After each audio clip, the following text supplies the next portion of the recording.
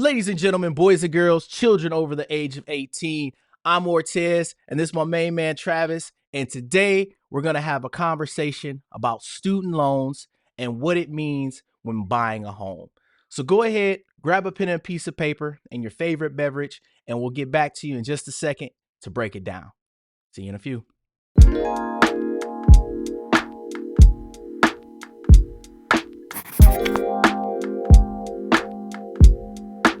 All right, folks, welcome back. And as mentioned before, today we're talking about student loans and what it means to you in the home buying process. So, Travis, I'm going to go ahead and let you start it off with student loans. Um, kind of tell folks, I guess, because there's pros and cons to student loans, right? So let's just go ahead and start with the pros. What are some of the pros in regards to student loans when it comes to affording a home in 2023?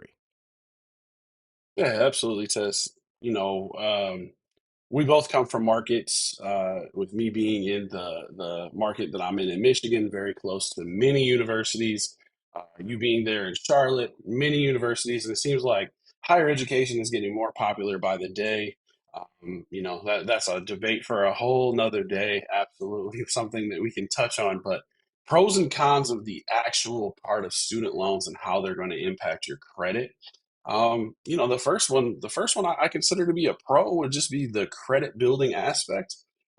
Most of us, when we're 18, 19, heading off to those college years, we haven't yet established credit. Maybe we haven't followed some of those little cheat codes that we are going to discuss in other episodes. But credit building is absolutely one of the biggest pros. Even loans that are in deferment, so like while you're in school, or in forbearance, as long as they're not recording as late, they're building positive credit for our clients. So I'd be remiss to not mention that that's a pro. Preservation of assets. If it comes to the choices that we're making between draining rainy day funds and things of that nature, sometimes it is better to have a student loan at a low interest rate rather than to spend all of our assets, or in many cases, all of our parents' assets. You're also going to be able to limit other types of costs. Many times, if you go to university and you're living on campus, you have loans available to cover your housing. Personally, I always recommend get as many scholarships as you can. Hold down that part-time job at school to make sure that you're not taking student loans for everything. But it's absolutely two things that I consider to be a pro. Um, we also have, the repayment structure once you finish. There's not many creditors out there who are going to be as forgiving and kind as those student loan servicers. Obviously, they're making a lot of money off of us, so I feel funny saying that they're forgiving and kind. I feel like a lot of days I work for Sally Mae. It's kind of funny to think of them as forgiving and kind, but they're a lot easier to get along with as you get out into your own and you start to go back. And some of them can actually be forgiven depending on what type of fields that you're going into. Many of our public service fields, social work, sometimes law enforcement, medical, there's a long list that we won't get into here today, but keep in mind that depending on what type of loan it is and what type of work you do, there are opportunities for forgiveness. That's just a short list of some of the things that I consider to be pros. What are you seeing in the Charlotte market specifically with those student loans, good and bad, Tez? As you had mentioned, I think the biggest thing is that a lot of folks are just they're taking out a lot of loans that it makes it just a challenge in regards to the affordability piece, and then kind of scares them away from actually, how do I want to put it, applying for a mortgage. So that's kind of like my biggest con in regards to, like, the pro is always, whenever you're looking to hire, improve your educational skills or whatever it is that you're looking to do, that's always a plus to me in my book. But the con that I'm seeing is it's scaring people away from actually thinking they can actually afford a home. And that's kind of like a good transition in regards to where I want to take you next, Travis. Like some of the cons, outside of what I'm seeing is, the fear factor of having student loans. What are some of the cons that you're seeing in regards to the student loans in the region that you're in? I mean, that they can be stifling at times. Many times. Um, I mean, I'll speak for personal experience. I sought a postgraduate degree, and at that point in time, I almost felt as though I was faced with the circumstance, or I was facing the music of like I went and got my undergraduate degree, and now I can't find the gainful employment that I thought I would find from just my undergraduate degree. And those bills start to show up. 6 months after graduation, we start to get those letters in the mail. I mean, I think I got my first student loan bill before my diploma showed up, right? So they can be stifling. They can easily get out of control. Many times we don't know what to do when we don't have the money to pay those bills. Many times we go back in school, we create more debt. And the bottom line is that that can be scary. When it comes to the postgraduate life, many times we're just kind of digging a deeper hole, deeper, deeper, deeper, and that's something I consider to be a con. Um, when it comes to the forgiveness that we talked about as a huge pro, um, a lot of times there's red tape with that. I can count on a couple of maybe two hands the people that I know that have very easily and successfully gone through the forgiveness process. Most of the time, people say there's a lot of red tape there. You have to make sure that you're following those guidelines to a T. You have to make sure that you're openly communicating. And the intimidation, I think, that you mentioned creates a lot more problems, right? And when it comes to the mortgages, one of the biggest cons that I get is my payment, Travis, is this much. And then we pull the credit and we have to use qualifying payments as per your mortgage guidelines. I can't tell you how many times I've said, we're going to have to use this percentage of this balance and this and this and this. And this means you're going to have a payment of $600 held against you for the purpose of the mortgage.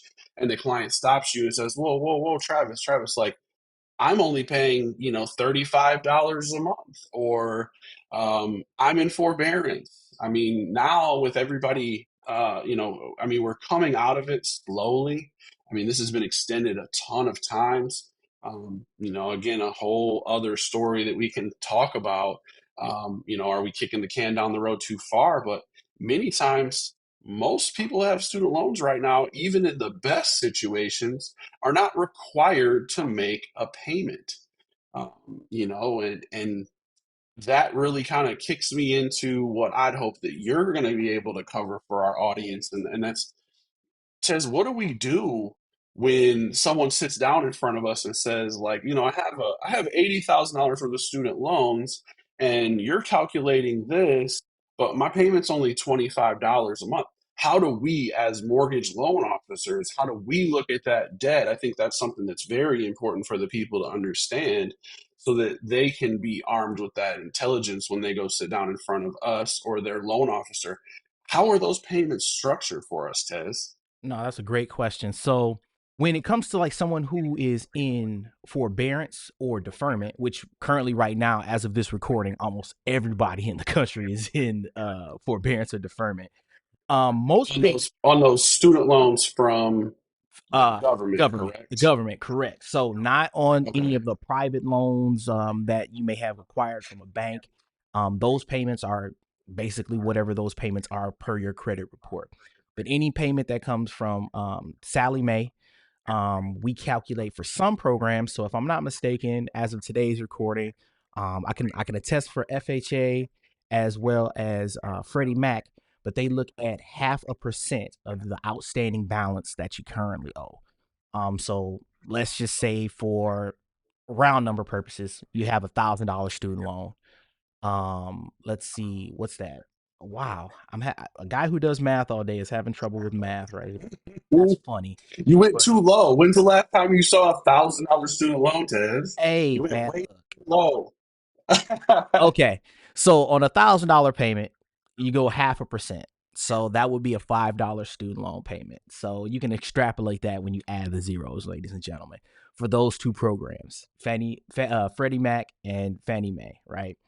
When it comes to Fannie Mae, she's a little bit more stricter. So when her loans come into play, she actually looks at 1%. So on that same $1,000, it'll actually be 10. So again, extrapolate it, any more zeros, you just add it on the back end, right? Now, when it comes to VA is kind of a little bit more forgiving when it comes to their actual payment, and they actually have a couple of different stipulations. So I don't remember them off the top of my head. So let me just go ahead and read them to you folks. So for the VA, they use the greater of either the total outstanding balance times 0.05% divided by 12, or the monthly reporting payment on the credit report, or a verified income based repayment plan that continues at least 12 months from the closing date in which you close. So they have a little bit more of leeway when it comes to that. And then that'll actually kind of get me into a couple of more payment options that you do have. But for those that are in forbearance or in deferment, that's the route we go into, right? Now, Travis did bring up something earlier that is a lot of people, like my wife in particular, she has some of her student loans are in a forgiveness period, right? For those who are in forgiveness, when it comes to calculating those debts, it's more so document heavy to prove that you will no longer have that debt so we can eliminate it from your debt to income.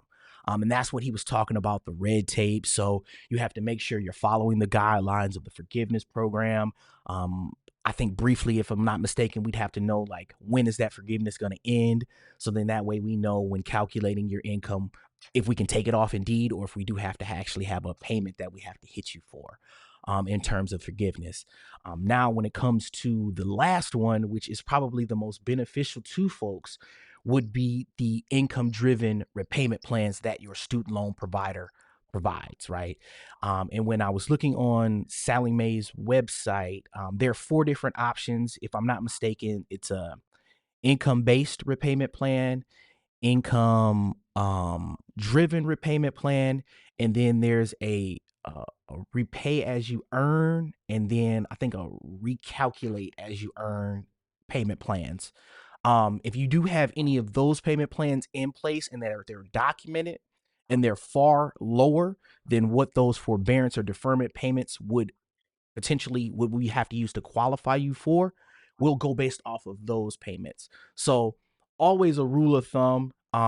If the numbers are tight in terms of your qualification, getting an IDR or income driven repayment plan is always the best option when it comes to qualifying purposes, because they could give you back hundreds of dollars in your qualification for a mortgage. Because like even with that the generous 0.5% from FHA and Freddie Mac, that's still a big chunk of change. It's almost like a car note going against you in terms of your affordability that can essentially stop you from getting what it is that you want in the future. So, really, those are the three options that we go by as far as mortgage originators when determining what your student loan obligation is going to be. So, just to run it down real quick, either we're going to calculate it based on the outstanding balance for FHA, Freddie, VA, and the um, uh, Freddie Mac. If you're in a forgiveness program, we're going to need that documentation to show when the forgiveness period is going to end. And then lastly, getting an income driven repayment plan to potentially offset what the first two payments would be, excuse me, what the calculated guideline payment would be, is always the better of the two. So, Travis, if I'm not mistaken, sir, I think I kind of touched bases on the repayments. Now, ladies and gentlemen, I just want to say I know I made it sound super simple, but really talk to your loan officer to see whatever program that it is that is going to work best for you as far as a mortgage.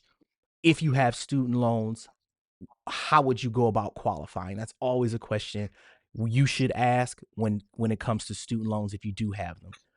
But the biggest thing I just want to say is, folks, don't be scared to buy a home. Don't be hesitant, because you never know what student loan payment we could calculate to help you out, or what guidance we can tell you to get the best outcome for qualifying with student loans.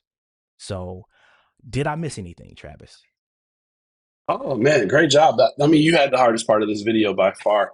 Um, one of the things that we'll touch on just real quickly is keep in mind that when Tez says Fannie and Freddie, those are the two types of conventional loans, right? So a lot of times when someone says conventional, don't think that you're going to be a 1% person or a 0.5% person. You have to make sure that you're verifying that through your process. I think there was one time where Tez kind of had a slip of a tongue and said like Fannie and Freddie when he really meant FHA and Freddie. Okay, so like that's how hard this really is, and that's why you need people to sit down and go through this with you slowly. You know, great job on everything, but the last piece of advice that I would give anyone is number one, don't assume that your credit report payments will be correct. Right? And then understand that any request for documentation that your loan officer will do is probably only going to help you, right? So if we can prove that the percentages that we use aren't quite as beneficial to you as the actual payments, we're going to do that. And then the last thing is, with the VA, Ted actually misspoke and said 0.05%. It's actually just 0.05. So keep that in mind. The total balance, 0.05 of the balance divided by 12 months of the year would be the qualifying payment on a VA loan in forbearance, with $0 listed as the payment on the credit report, or nothing at all in most cases. Man, I thought this was going to be great content. And I think this could be easily like a 30-minute video. I think everyone would fall asleep. That's why it's important that you have a more specific conversation with your loan officer. Hopefully it's Tez. Hopefully it's myself. But man, great job, Tez. All right. I gave you the hard part and you killed it, baby. Yeah, hey, look, thanks, brother. I appreciate it, because, ladies and gentlemen, as you can see, I have Freudian slips because it's a confusing thing, even to us sometimes, just to make sure that we're always on top of this. And as of today's recording, these are how the guidelines are. So if you're watching this at a later time, please have that conversation, because I remember a time when Fannie Mae and Freddie Mac were 1%. So the guidelines could possibly change. So always, when it comes to student loans, just ask. It's never going to hurt when it comes to that. So with all that said, I want to thank you for watching. If you found this information to be useful, please click that like button, the subscribe button, as well as that bell notification. And on behalf of your favorite LOs, I'm Tez. That's Travis. And we'll see you next time. Peace.